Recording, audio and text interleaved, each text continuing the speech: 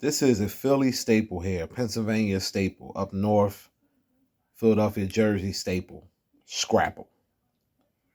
And some of you may say, what the hell is scrapple? Well, to be honest with you, it's a bunch of crap mixed together that tastes so good. And I'm going to do a tutorial on how to make scrapple the right way. Now, you got different types of scrapple. You have beef scrapple, you have pork scrapple, you have turkey scrapple. Turkey scrapple, yuck. Beef scrapple's good, but the best scrapple you're going to get is this right here. Now, they got different brands. You can do whatever the case may be. This is what it looks like a loaf. And what you have to do is you have to cut it. Some people cut it big. Some people cut it smaller pieces. Whatever you want to do. I'm going to cut it up real quick. And some people, they mess up when they make scrapple because it always sticks to the pan. Well, that means you need a new pan. Because if you got some non-stick pans, you don't have to use a lot of grease. You don't have to use flour. And don't get me wrong, in the restaurants, a lot of times they just deep fry the scrapple. You put some flour on it, you deep fry it, you set it and forget it, it's done. Cool. You can cook it that way. You can actually cook it in your air fryer.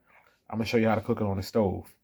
So I'm going to cut my pieces up because this morning for breakfast, I'm going to make me a scrapple egg and cheese sandwich. That's what I have a taste for.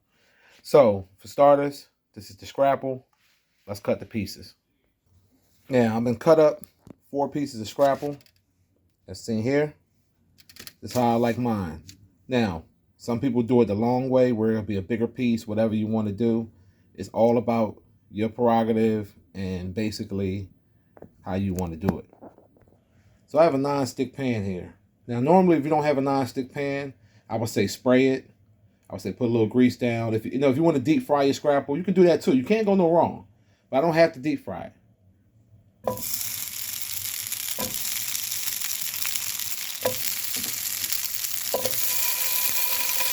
When you have that non-stick pan, you ain't got to worry about how easy that glides.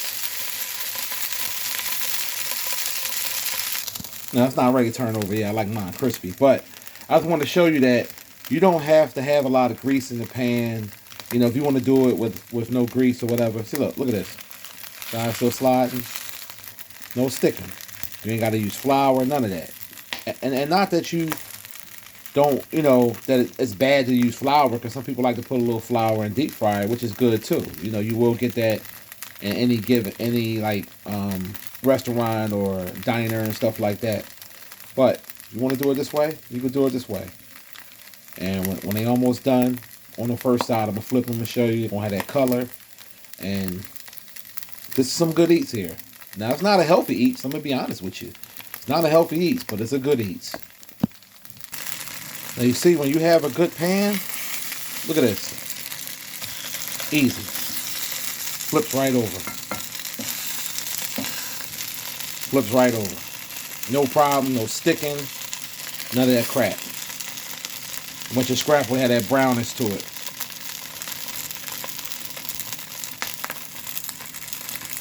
So basically, while the other side is cooking, I'm getting my egg together for my sandwich, which is my roll here.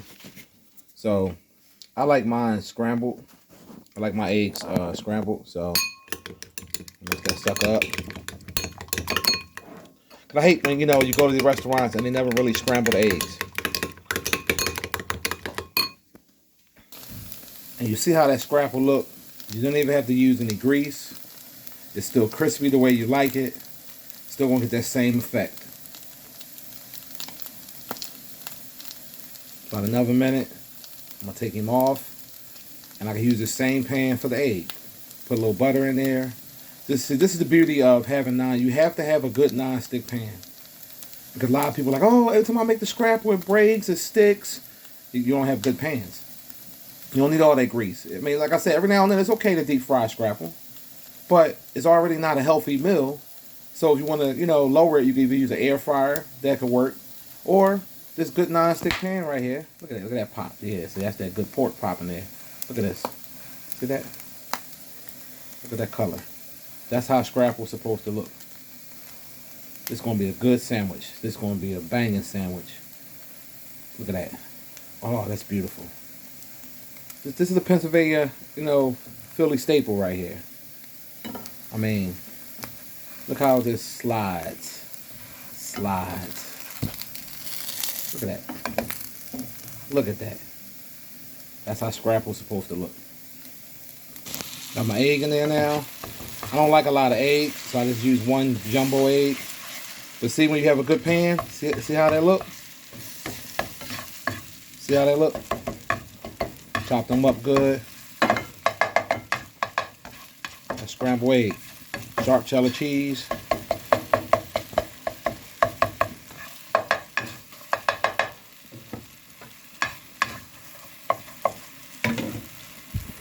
What I can do now, I can turn the fire off because the pan is still hot.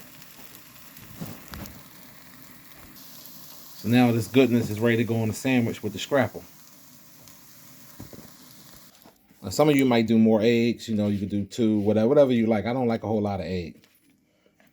So grab my scrapple here.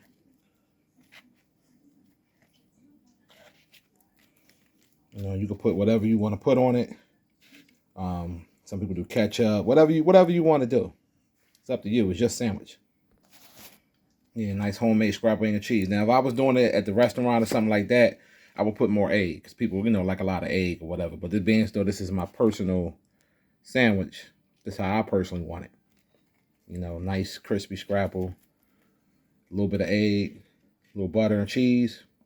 I'm good. I'm ready.